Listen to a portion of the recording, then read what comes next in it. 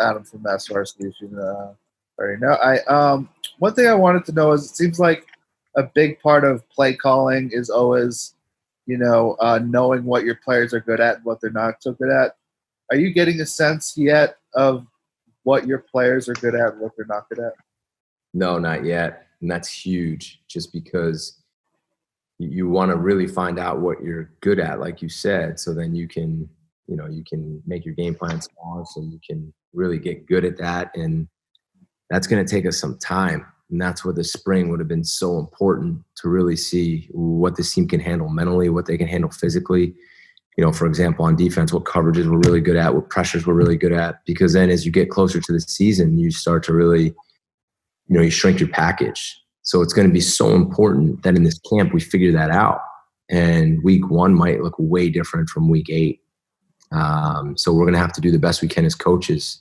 But you bring up really good points. The same thing on offense. What's our quarterback situation going to look like, and what are those guys really good at? Because we can't just run plays just to run plays. We got to run what our guys can execute at a very high level.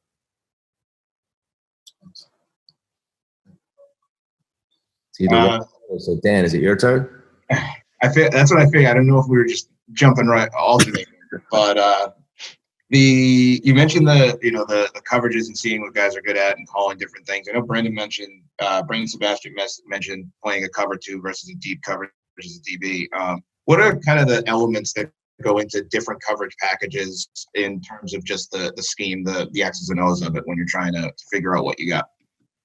Well, I think you have to look really closely at your personnel first, right? So, for example, last year when I was at Ohio State, we had a certain type of D-line and corners where we felt we could play a lot of man and 3D. Okay, there's other places that I've been where you play a lot of quarters coverage, you play a lot of quarter half, you have a lot of zone pressures. So you have a huge playbook, and then you got to look to see, do we have a man cover skill team or do we have more of a zone team? And then you kind of got to look hard at that, and you have to adapt. So we're still doing that. So right now, if you were able to come to practice, you probably see a lot of football and a lot of different coverages and a lot of different things that we're just trying to figure out what we do best. But we do want to base it on the personnel that we have, and we need to be smart about that as coaches. Following up on that, is there an element that you have to unwire, maybe what they might have known in the past or parts of that when you're coaching them up to then bring in your playbook and say this is the way and try to bridge what would be a gap between what they might have known versus what they know now? No, I don't think so. I think, a lot of these kids have been coached really well and they have a good football background, but, we've just been focusing on what we do and what we believe in, and the kids have bought in, and really hasn't been much talk about that.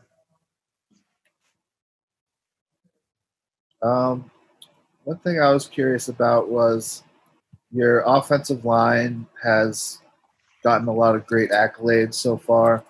How would you say that unit has sort of performed so far? Do they perform, as if, they are sort of a part of the team that can anchor itself, or that sort of has that offense,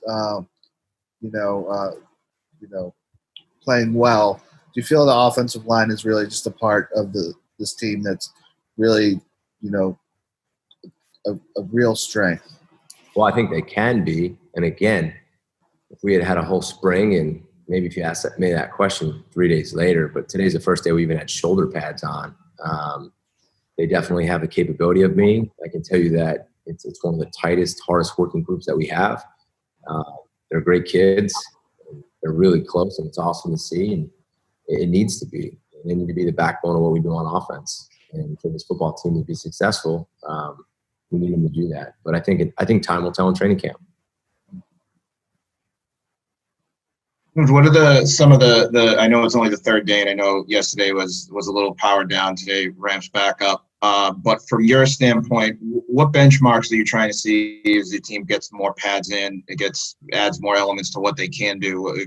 How do you kind of structure what you're looking for to proceed to the next level? Yeah, well, today, like you said, today was the first day that just the shoulder pads came on. So it's way different than just playing in shorts and a T-shirt and a helmet.